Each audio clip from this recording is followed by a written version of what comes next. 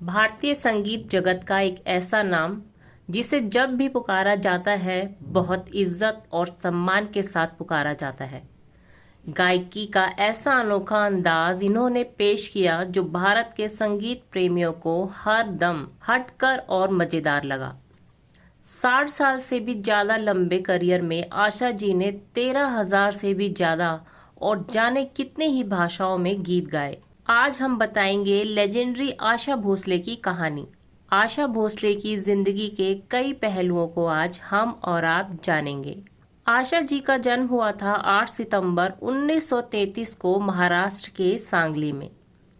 आशा जी के पिता दीनानाथ मंगेशकर एक शास्त्रीय गायक थे और मराठी थिएटर में अदाकारी भी किया करते थे, जबकि आशा जी की मां शेवंती एक हाउसवाइफ थी।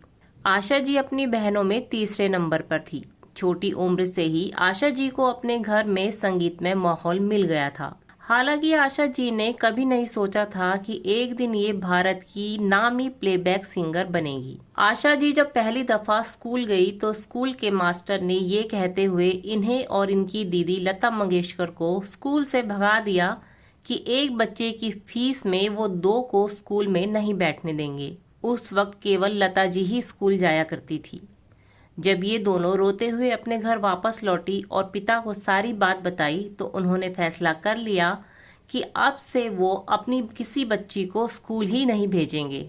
और इस तरह आशा जी के साथ लता जी की पढ़ाई भी छूट गई। आशा जी महज 9 साल की ही थी जब इनके पिता पंडित दीनानाथ मंगेशकर जी का स्वर्गवास हो गया। पिता के जाने के बाद इनकी दीदी लता ने फिल्मों के लिए गाना शुरू कर दिया और इनका परिवार सांगली से पुणे आ गया। उस मुश्किल दौर में इनकी लता दीदी ही घर का खर्च चला रही थी। चाहती तो आशा भी थी कि वो घर चलाने में अपनी दीदी का साथ दे, लेकिन वो कुछ और नहीं कर पा रही थी। हालांकि उन्होंने कुछ मराठी और हिंदी फिल्मों में इक्का दुक्का गीत भी गाए थे, लेकिन इन्हें वो तवज्जो नहीं मिल रही थी जो इनकी दीदी लता मंगेशकर को मिल रही थी।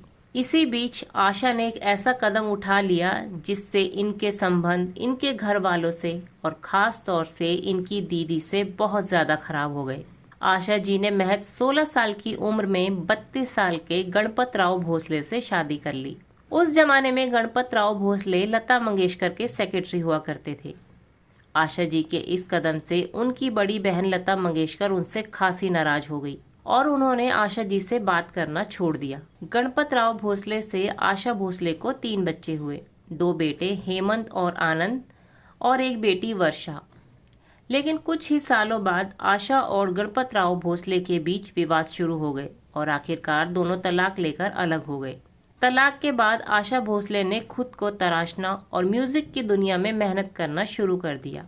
आशा ने अपने करियर पर जमकर ध्यान दिया और आखिरकार आशा भोसले को भी फिल्म इंडस्ट्री में कामयाबी मिलनी शुरू हो ही गई। इंडस्ट्री में पहले से ही मौजूद कई स्थापित और नामी गायिकाओं के बीच आशा जी ने भी अपनी जगह बना ली और कहना चाहिए कि आशा भोसले की कामयाबी में महान सचिन देव बर्मन जी और ओपी नैयर साहब का बड़ा योगदान रहा।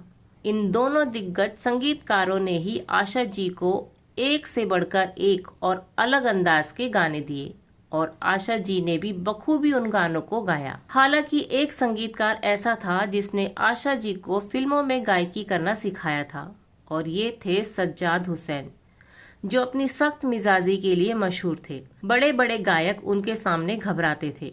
आशा जब उनके पास पहुंची तो बड़े गुजारिशी अंदाज में बोली, देखिए मुझे तो गाना नहीं आता है, मैं तो इसलिए गायकी सीख रही हूँ ताकि अपना परिवार पाल सकूं। मास्टर सज्जाद हुसैन को आशा जी पर तरस आया और उन्होंने आशा जी को संगीत सिखाने के लिए बहुत मेहनत की। ये मास्टर सज्जाद ही थे जिन्होंने आशा भोसले को सलाह दी थी कि शास्त्रीय संगीत ही नहीं, लाइट म्यूजिक भी सीखे, क्योंकि आने वाला वक्त लाइट म्यूजिक का ही है और हम सभी जानते हैं कि आशा जी लाइट म्यूजिक में कितनी कामयाब रही है। कहाँ तो एक वक्त वो था जब साइड रोल निभाने वाली लड़कियों पर फिल्माए जाने वाले गानों में ही आशा जी की आवाज़ ली जाती थी और कहाँ वो दौर भी आया जब बड़ी बड़ी हीरोइनें ख्वाहिश जताने लगी कि उनके गाने आशा भोसले गाए। आशा जी से तलाक के कुछ सालों बाद ही गणपत राव भोसले का निधन हो गया था। फिर कई साल बाद आशा जी को मोहब्बत हुई महान संगीतकार आर डी बर्मन साहब से और इन्होंने आर.डी. बर्मन से शादी भी कर ली। आशा जी दिन दूनी और रात चौगनी तरक्की कर रही थी। हर तरफ उनके नाम की चर्चा हो रही थी। लेकिन फिर 90 के दशक में वो दिन भी आया जब आशा जी की जिंदगी की खुशियां एक दफा फिर से छिन गई। 4 जनवरी 1994 को महज 54 साल की उम्र में पंचम दा उर्फ आर.डी. बर्मन ये दुनिया छोड़कर चले गए। आशा जी की दुनिया उनके बच्चों पर ही केंद्रित होकर रह गई। मगर साल 2012 में आशा जी की बेटी वर्षा भोसले ने भी डिप्रेशन के चलते खुदकुशी कर ली। आशा जी पर दुखों का पहाड़ टूट पड़ा, लेकिन उन्होंने कभी भी अपना दुख जमाने के सामने नहीं रोया। आशा जी के बेटों की बात करें तो इनके बड़े बेटे हेमंत भोसले एक पायलट रहे। साथ ही वो काफी वक्त तक फिल्म इंडस्ट्री में म्यूजिक डायरेक्टर के तौर पर भी काम कर चुके थे और हेमंत कुमार के नाम से जाने जाते थे। 2015 में कैंसर के चलते हेमंत की भी मौत हो गई थी। आशा जी के छोटे बेटे आनंद के बारे में बताया जाता है कि वो विदेशों में ही कहीं रहता है। पहले पति गणपत राव भोसले से शादी के बाद आशा जी की अपनी बहन लता मंगेशकर से जो दूरियां बन गई थी, वो बच्चों के जन्म के बाद खत्म हो गई थी। हालांकि दोनों के बीच एक रस्साकसी हमेशा चलती रही।